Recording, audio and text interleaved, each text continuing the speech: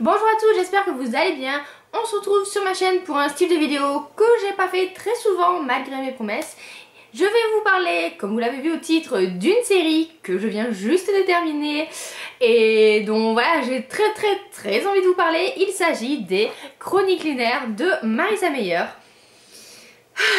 qui est une de mes séries fantastiques young adult préférées.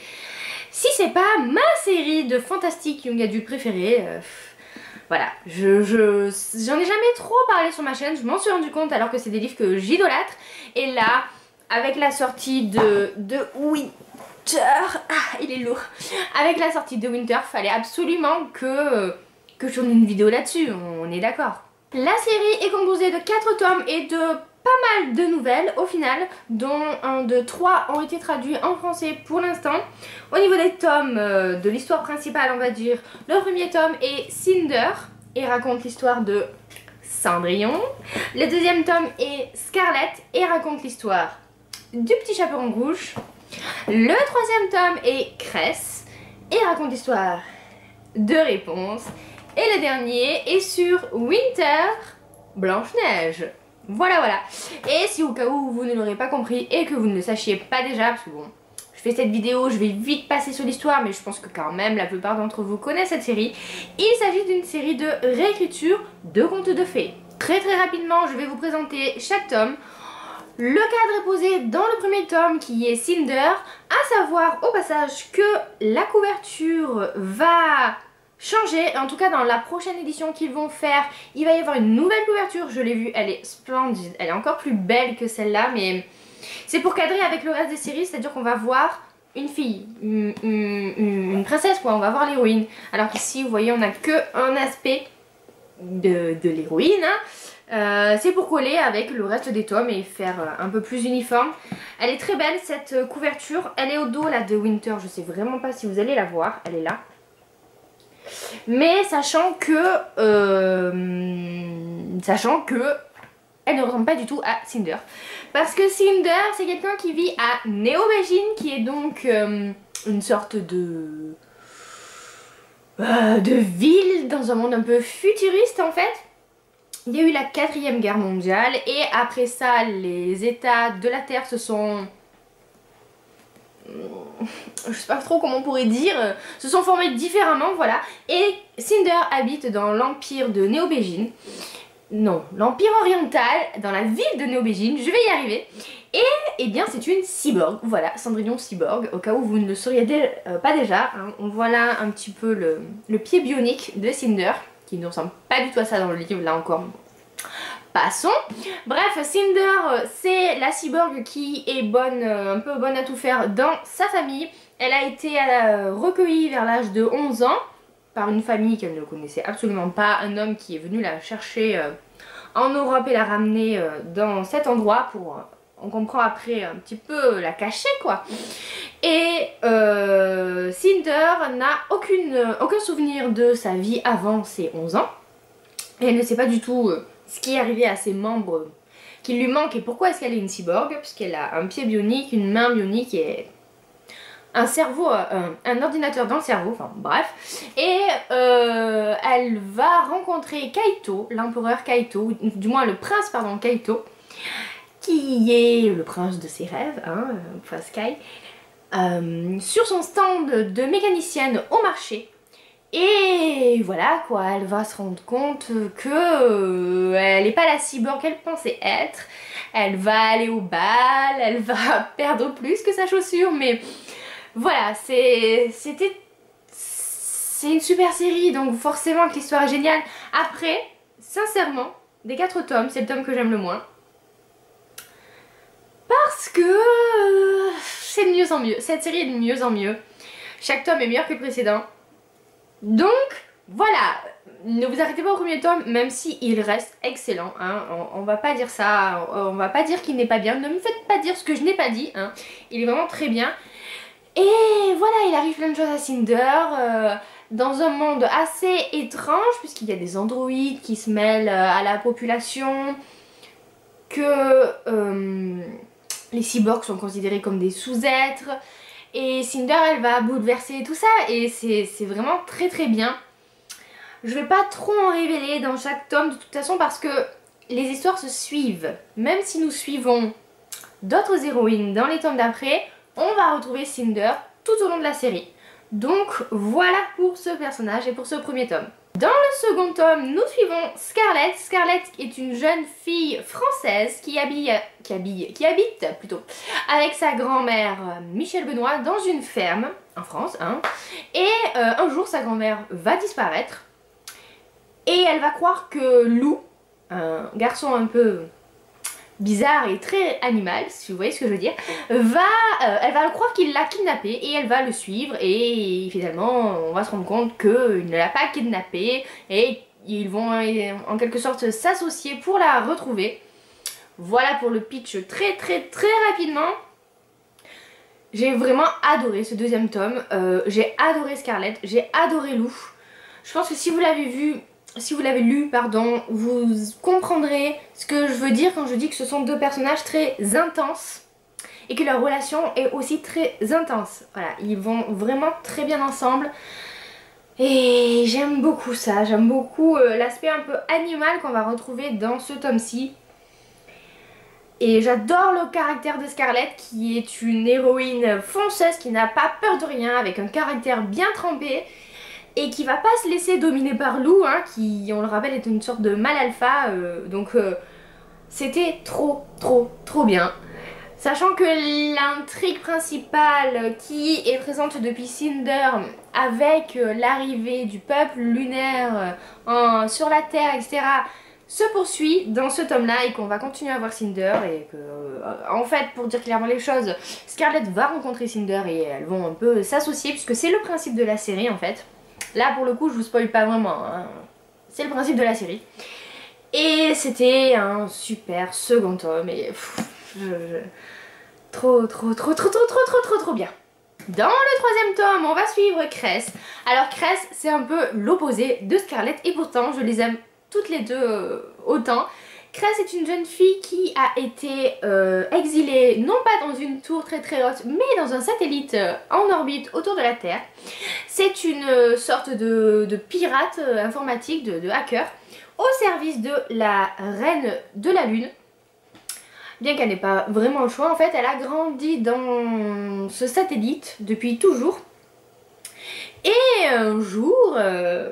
eh bien, les personnages dont on vient de parler un peu avant vont venir la déloger de cet endroit. Et commence sa rencontre avec mon personnage peut-être, oui je pense, mon personnage préféré de la série, qui est le capitaine Thorn.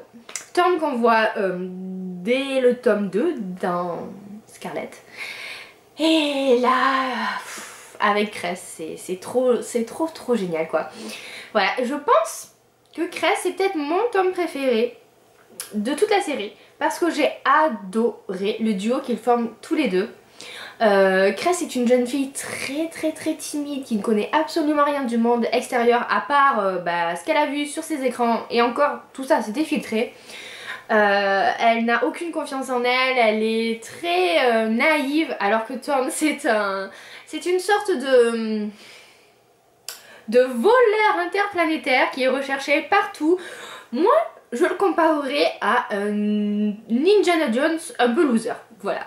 Avec énormément d'humour, qui a vadrouillé partout et qui a un peu ramené de manière pas très honnête plein d'objets de très grande valeur.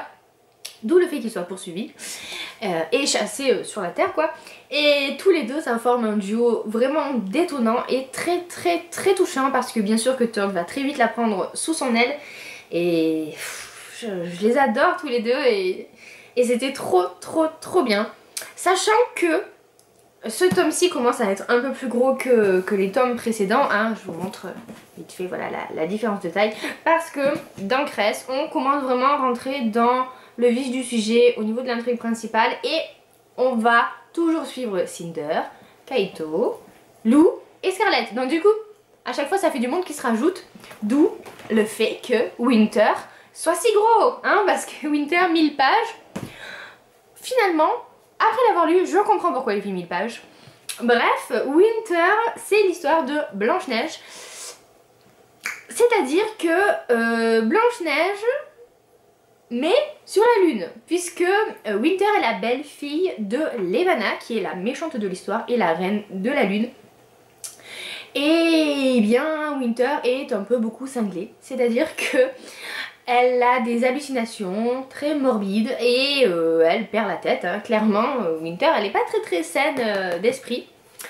Et elle a toujours été protégée depuis toute petite par son amie d'enfance, Jacine, qui a en quelque sorte intégré l'équipe. Donc Cress, oui et non, hein, on le voit bien sûr déjà. Et son seul objectif pour lui c'est de protéger Winter, quitte à trahir tout le monde, quitte à faire des choses pas très nettes, quitte à servir la reine, tout ça, tout ça. Sauf que bien sûr, sans vous révéler l'intrigue principale, notre groupe de héros compte bien déloger Levana de son trône. Et bah, Winter, elle décide de les aider. Donc voilà pour l'histoire. J'ai beaucoup aimé ce tome-ci. Non pas forcément pour Winter et Jacine, que j'aime peut-être un petit peu moins que les autres. Voilà, mais c'est vraiment une question de goût. Mais c'est vraiment parce que bah, c'est extraordinaire ce que Marissa Meyer arrive à faire. Vraiment, j'arrête pas de le dire, mais waouh, l'univers qu'elle a créé, c'est incroyable. Et ici, je pense que les 1000 pages sont méritées. C'est un peu long au début, je sais pas si c'est moi qui ai eu du mal à me remettre dans l'histoire parce que ça faisait quand même longtemps que j'avais pas lu cette série en attendant la sortie du tome 4, ou alors si c'était que c'était un peu lent au début. J'ai trouvé que ça commençait pas très bien, disons, de manière... c'était un peu long quoi, mais ensuite, sans m'en rendre compte, j'avais déjà lu un tiers du roman, donc on va dire quand même plus de 300 pages, hein, donc presque quasiment un roman normal. Et après, bah, impossible de le lâcher quoi, il se passe 6 millions de choses dans ce roman pour un final vraiment très bien. Et ce que j'ai aimé dans ce dernier tome, c'est que l'auteur, elle prend son temps pour nous offrir un final qui vaut le coup. Voilà, c'est pas quelque chose de bâclé comme dans certaines séries où il y a 20 pages à la fin et hop, tout est résolu. Pas du tout. Et ça, j'ai aimé. Et même la partie, on va dire, un peu après... où les choses s'aplanissent ou pas, je sais pas, je vous le dis pas, mais en tout cas où les... Comment dire, où on arrive à l'après-climax, hein, là aussi on a vraiment des détails et c'est super. Vraiment j'ai trouvé que c'était bien mené. Et comme d'habitude, quel plaisir de retrouver tous ces personnages, vraiment. Voilà, on va commencer à parler des personnages, hein, parce que sinon on s'en sortira plus. Je les aime tous beaucoup. Je trouve que la grande force de Marissa Meyer, c'est d'être arrivée à, tout en gardant cet esprit réécriture de contes de fées, inventer des personnages très différents les uns des autres, mais qui pourtant nous plaisent. Je veux dire, il y a un monde entre Scarlett et Cress et pourtant je les adore toutes les deux. Il y a un monde entre Kaito, Lou, Thorne, même Jacine, et je les aime beaucoup tous. Voilà, c'est vraiment des héros que je n'oublierai pas parce qu'ils ont leur propre personnalité, ils ont tous quelque chose qui fait que finalement on les aime. Voilà, il n'y a pas d'autre mot, hein. J'aime tous ces personnages et vraiment pour le coup hier quand j'ai fini Dear Winter, j'étais très triste de les quitter. Heureusement, comme je vous le disais, Marissa Meyer a écrit des nouvelles à côté de ces tomes et il y a un recueil de nouvelles qui est sorti après Winter qui s'appelle Star Above, que j'espère que Pocket Jeunesse le traduira en VF, et qui contient donc des nouvelles sur des personnages qu'on n'a pas encore eu plus de renseignements, et notamment une nouvelle se déroulant après Winter. Donc ça, pour le coup, j'ai vraiment hâte de la lire.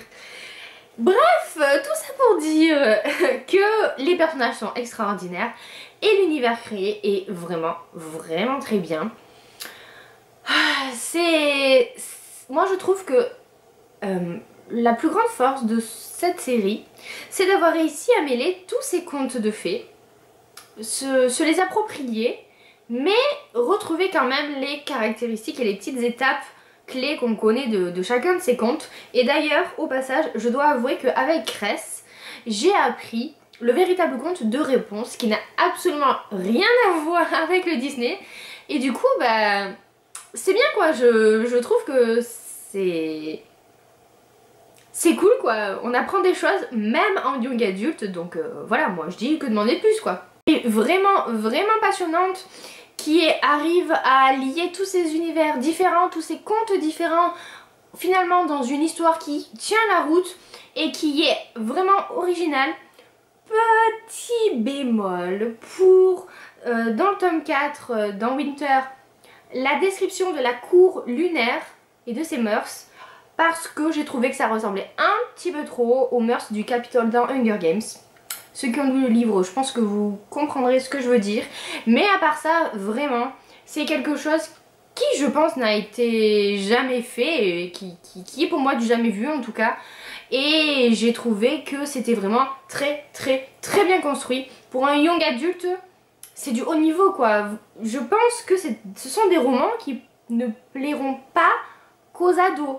Et je trouve ça quand même toujours dommage en young adulte que ça soit rangé au rayon jeunesse et qu'il y ait plein de gens de mon âge, un peu plus, un peu moins, qui ne s'y arrêtent pas, justement à cause de ça. Parce que c'est une série qui vaut vraiment le détour.